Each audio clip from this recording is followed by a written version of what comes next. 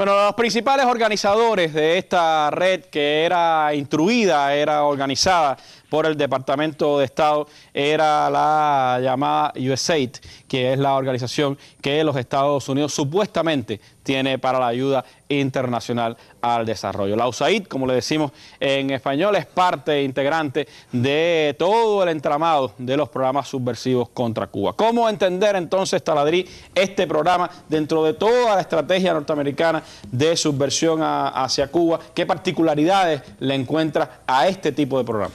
A ver, vamos a tratar de hacerlo lo más breve posible porque esto daría para una hora, un seminario, una conferencia. Lo que acaba de explicar Iroel, en resumen, es mandarle a la gente a su celular mensajes tipo Twitter, bien sencillo, bien empobrecedores de la realidad, bien esto, para que la gente, cuando lea los mensajes, lo de la segunda fase, se moleste, se subleve, saque a la calle y tumba un gobierno. Querés engancharte con noticias de la farándula, del fútbol, etcétera, sí, para después entonces decirte, sale a la calle, protesta, etcétera, etcétera. Después, mandarte los mensajes duros y que esos mensajes provoquen que haya tanto descontento a través de lo que la gente lee en los móviles, en los celulares, que salga a la calle y tumba un gobierno que no es del agrado de Estados Unidos y que Estados Unidos quiere tumbar. O sea, es lo mismo. El gobierno de los Estados Unidos, el imperio, derrocando gobiernos legítimamente constituidos. ¿Qué ha cambiado? Bien, primero, atacar militarmente un país, ocuparlo, administrarlo, invadirlo y ocuparlo, después administrarlo, repito, tocó fondo. El proyecto del nuevo siglo americano que los 8 años del buchismo ejecutaron, Afganistán, Irán, tocó fondo por varias razones. Una, porque la realidad es más compleja que lo que ellos pueden imaginar antes de ocupar y administrar un país. Dos, porque la economía de Estados Unidos también estuvo a punto de tocar fondo y todo eso requiere un respaldo económico.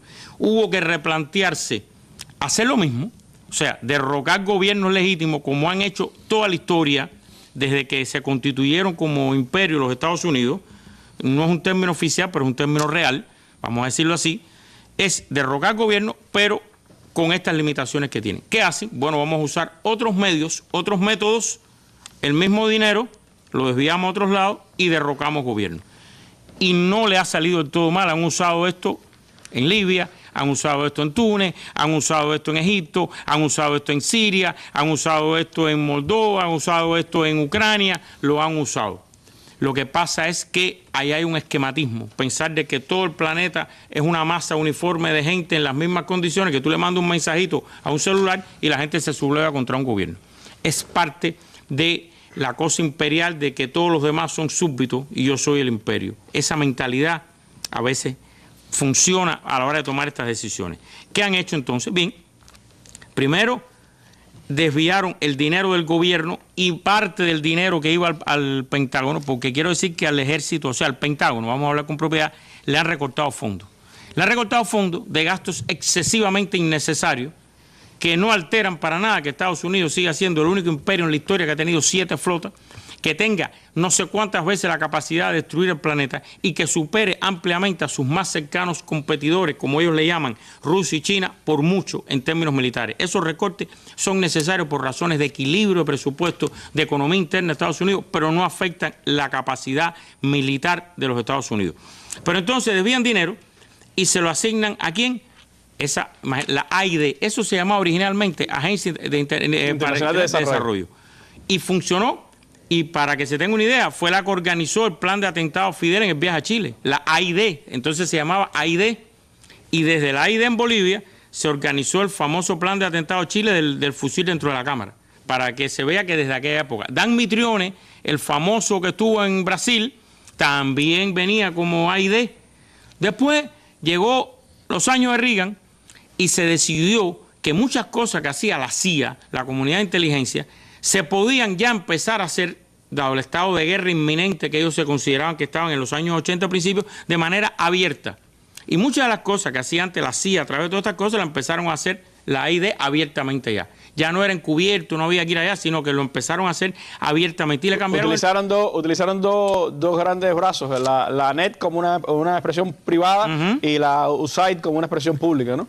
Pero para que la gente, para que los no expertos no se pierdan el nombre, National Endowment for Democracy, y a la ID le agregaron USAID, Agencia de Estados Unidos. Es dinero del gobierno de Estados Unidos que va a agencias y esas agencias subcontratan compañías privadas, fundaciones, etcétera, para que ejecuten la decisión del gobierno de Estados Unidos. En resumen, es el gobierno de Estados Unidos decidiendo a qué gobierno yo quiero derrocar y a través de este complejo mecanismo, con dinero del gobierno de Estados Unidos, ejecutándolo toda esta gente. Es eso de lo que se trata. No se trata de otra cosa. Ahora, ¿quiénes ejecutan todo esto? Bueno, pueden ser especialistas técnicos, pueden ser especialistas en desinformación, pueden ser gente que trabajaba en la comunidad de inteligencia y va a ganar más dinero a las empresas privadas que a la vez son subcontratadas por la comunidad de inteligencia. Ojo con eso. Y bastante dinero porque ha ido creciendo ese monto para la subversión. En la cosa de Snowden, en todo el escándalo de Snowden y lo que se ha revelado, la mayoría del presupuesto estaba en compañías privadas, pero el que trabajaba en una compañía privada de esa tenía que ser procesado, analizado como si fuera un oficial de la NSA o de la CIA. Tenía los mismos requerimientos de seguridad, la misma vigilancia, tenía todo, pero era una compañía privada. Gana más dinero, está en el sector privado, entre comillas, el Estado se quita el gasto porque lo que hace la CIA es contratar esa empresa. O el gobierno, el Departamento de Estado, sacar a licitación y una empresa privada lo ejecuta. De eso es lo que se trata. No se trata de que se haya renunciado a derrocar un gobierno legítimamente constituido. No se trata. Todo esto es ilegal. Mira, esto es ilegal porque viola la ley internacional, viola la Carta de las Naciones Unidas, viola no sé cuántos acuerdos del respeto a la soberanía de los estados, viola acuerdos de telecomunicaciones, que después acá nuestro querido profesor lo va a explicar mucho mejor que yo. Pero además viola leyes de Estados Unidos que prohíben el involucramiento de funcionarios en actividades para derrocar un gobierno y mucho menos ilegítima. En Estados Unidos se considera ilegítima que no cuenten con uno. Ojo con eso. Si cuentan con la gente, yo estoy casi seguro que todo el mundo iba a dar el visto bueno. Si lo hubieran llevado al Congreso, sí, hubiera sido otra la discusión. ¿Qué pasó con la tortura? ¿Qué pasó con el ahogamiento en agua, el sistema de meter la cabeza de la gente en agua? ¿Qué pasó? Que se lo habían dicho a todo el mundo. ¿Qué pasó con la NSA? Que se lo habían dicho a todo el mundo en el Congreso. Ah, se lo dicen. Entonces ponen 2 o 3 sugerencias. Cuidado que no aparezca el gobierno americano. Cuidado que el dinero no se pueda rastrear. Cuidado que no aparezca nadie que esté bajo contrato del gobierno americano. Esas son cosas que ellos cuidan. Esas son recomendaciones. Pero cuidado, que le hubieran dado visto bueno. No olviden que hay cortes secretas, que son las que aprueban lo que hace la NSA. Si la corte es secreta, tú no tienes acceso ni a lo que se presenta, ni a lo que se discute, ni a lo que se aprueba en un tribunal secreto. Y se puede llevar a esos tribunales secretos muchas cosas. Ahora, viendo este caso, Taladeri, papel de la USAID, ¿qué ha pasado con los dineros que Estados Unidos sigue destinando para la subversión en Cuba? ¿Se han incrementado? ¿Han disminuido? La etapa de Barack Obama ha sido menor en este asunto de la subversión. ¿Cómo está? ¿Cómo se inscribe esto dentro de todo ese programa? A ver, vamos a tratar de entender la diferencia. En los años de Bush se estaba desarrollando todo esto, pero lo que primaba no era esto. Lo que primaba era que Bush llamaba a un general, jefe de los marines que invadieron Irak, a su oficina y en un tono festivo le preguntaba, ¿qué es lo que quieres ahora? ¿Quieres Irán o quieres Cuba?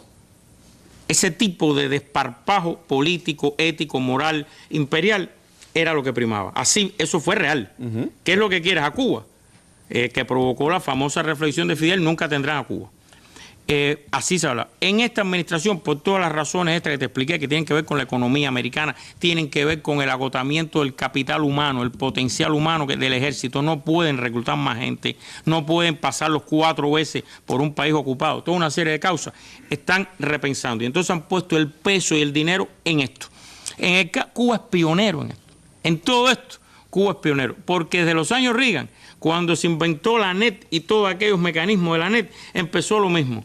A darle dinero a la NET, y la National Endowment for Democracy le daba dinero a la Fundación Nacional Cubano-Americana, que en aquella época era una especie de monopolio de la politiquería miamense. Ahí estaba así, ahí se concentraba todo. Lo que pasa es, fíjate hasta dónde esto puede llegar a ser ilegal, después la Fundación Nacional y todas las demás le dan dinero a grupúsculos en Cuba y sobre todo, porque la mayor parte del dinero no llega a Cuba, eventos en Eslovaquia, eventos en el Polo Sur, eso lleva pasaje de avión en primera, hotel de 5 estrellas, un evento en un hotel, lleva los gastos de alimentos, lleva dietas que se pueden aumentar o recortar, eso lleva toda una serie de gastos, lleva oficinas en Miami donde hay fax, secretaria, carro, etcétera, etcétera, etcétera. Todo eso lo lleva. Entonces, Cuba fue pionera en esto y sí, le empecé. No sé si tú quieres que precisemos algunos datos ahora de todo esto. Yo creo que sería bueno porque vamos a precisarlo. Hay elementos que pueden dar una visión de qué es lo que estamos hablando y de cómo se ha ido redireccionando esos programas de subversión hacia las nuevas tecnologías en su... Bien, a Cuba le empezó esto con Radio y TV Martí, en la época en que no existía Internet todavía, que Internet no era lo que es hoy. Surgió Internet, todas estas nuevas tecnologías, y se desvió hacia el dinero. Pero el dinero está... Y han sido decenas de millones de dólares, varias decenas, repito, lo que se ha empleado en esto. Se habla de más de 205 millones entre el año 1996 y el año 2012. En total. Yo quiero aclarar algo. Esto no incluye todo el dinero de la comunidad de inteligencia, cuyo presupuesto no es público, es secreto, que se usa para esto. Y la comunidad de inteligencia lo mismo da la técnica, que entrena a la gente, que da los contactos, que mueve gente, que da pasaporte si hace falta, etcétera. Todo eso sale de ahí y eso cuesta dinero también. Y ese dinero no está incluido en esto. Ahora, vamos a ver entonces, principales socios de la USAID. Vamos a ver si Yaima me ayuda ahí con la pantalla. Yaima, a ver, ahí está, miren. El dinero, la USAID es el gobierno de Estados Unidos. Y entonces le da a la New American Foundation 4,3 millones de dólares, ¿verdad? Ahí está. Desde septiembre de 2012 hasta el 2015. Y esa New American Foundation después elige quiénes son los ejecutores, tanto fuera como dentro de Cuba, de sus proyectos. Fundación Panamericana para el Desarrollo, 3,9 millones de dólares, desde 2011 hasta 2014. Ahora, oigan estos nombres: International Relief and Development. Esto es desarrollo, ayuda internacional. No se dice para qué es la ayuda ni para qué es el relief, como se dice en inglés. Miren la cantidad de dinero, 3,5 millones en estos 3 años. Seguimos. Ahora, Fundación para los Derechos Humanos. Esto se creó dentro de la Fundación Nacional Cubano-Americana.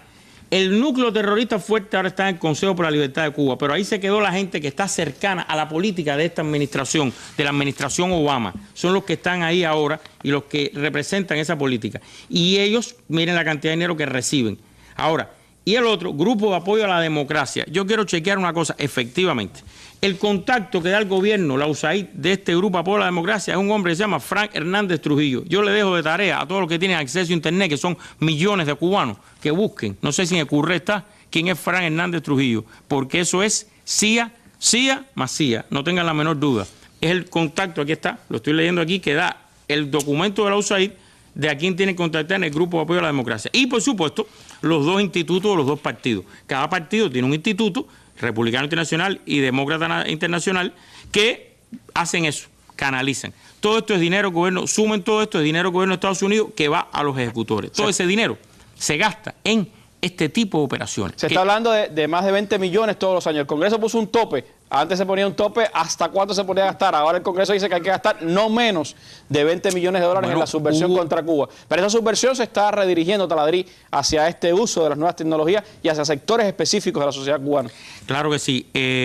Las nuevas tecnologías, ellos parten de la creencia errónea que es como el cuco para el gobierno cubano, y que el gobierno cubano le tiene miedo, y que el gobierno cubano las bloquea, y que el gobierno cubano no las quiere. Y entonces, ahí está el ejemplo de esto. Ellos pensaban que con esos mensajes iba a pasar aquí lo mismo, que puede o no, en mayor o menor medida, porque yo tampoco creo que eso sea absoluto en todas partes del mundo. Yo pienso que las cosas dependen más de factores económicos, sociales y políticos de cada país e histórico que de los mensajes de texto que puedan llegar por un celular. No obstante, no se puede subestimar, por eso lo están haciendo. Lo dirigen a los jóvenes, lo dirigen a sectores específicos y entonces este dinero lo distribuyen por sectores. Tantos millones para el tema del racismo en Cuba, tantos millones para el tema de los sindicatos, tantos millones para los jóvenes empresarios, tantos millones para esto, etcétera. Pero no es para desarrollar gente ni para resolver un problema, es para que toda esa gente se trate de sublevar contra el gobierno cubano por la razón que sea. Ese es el objetivo real. Y los mensajes de texto, si hubieran llegado a la segunda fase, lo que hubieran puesto no es información objetiva, porque ahí nunca tú hubieras encontrado un mensaje de texto hablando de las campañas políticas en Estados Unidos, cuánto cuestan, ni de la situación de los negros en Estados Unidos, ni de los muertos en Afganistán e Irak por soldados americanos. Ahora, tú dices, Taladrí, si hubiera llegado a la segunda fase, porque estamos hablando de un proyecto que abortó, un proyecto que no llegó a su fase final. Pero no hay otros proyectos de Estados Unidos en vigencia. Este proyecto que provoca el escándalo de hoy en todo el mundo, Zunzuneo. ¿Cómo es? Zunzuneo se dice. Zunzuneo. Este proyecto se acabó. Esto se ha revelado un escándalo, pero ya no existe. El proyecto abortó. ¿Qué hizo el gobierno americano? Bueno, pues el gobierno americano tiene ahora como 3 proyectos nuevos. piramideando, se llama uno. Piramideo, ¿no? Es que a mí me da gracia, porque creo que es una pirámide con un camello por abajo, ¿no? Así, ahí está, míralo ahí. O sea, Cuba es Egipto. Aquí estuvo Saddam gobernando y va a pasar lo mismo con Mubarak. Y es el esquema, trasladar esquemáticamente realidades distintas partiendo del desconocimiento. ¿Quién está detrás de Piramideo? Bueno, Piramideo ya es oficialmente, es lo mismo que Sun Sun, lo que ahora el gobierno de Estados Unidos, la Junta de Gobernadores esta que monopoliza todas las comunicaciones, lo tiene oficialmente en su presupuesto y ya no hay duda, ya no hay nada que esconder, ya no hay que ir a un paraíso fiscal, ya no hay que irse a Barcelona, ni a Irlanda, ni a Costa Rica, no, es del gobierno de Estados Unidos, lo hace el gobierno de Estados Unidos. Y la pregunta muy buena es, ¿y para qué lo hace? Para que los cubanos se enteren de noticias. Hay que ver qué noticias ellos quieren que los cubanos sepan y cuáles no. Y por qué unas sí y otras no. Si es libertad de información, es irrestricta, es que le entre todo a los cubanos, ¿verdad? Pero bueno, ¿y por qué entonces esa selectividad? Porque tiene un objetivo político. Y la administran los mismos que administran Radio y Televisión Martí, las llamadas Radio y Televisión Martí. Fíjate, TV Martí tiene serios problemas técnicos. Bueno, no lo ve nadie. Pero además de eso, ellos tienen problemas. Yo voy a ver qué van a hacer ellos con el presupuesto del año que viene y sus famosos globos y todas esas cosas. Y los escándalos que ha habido ahí son grandes. A mí no me extraña que se esté pasando dinero, porque Radio TV Martí tienen aproximadamente cerca de 25 millones más o menos. Por ahí anda el presupuesto entre los dos. Anual.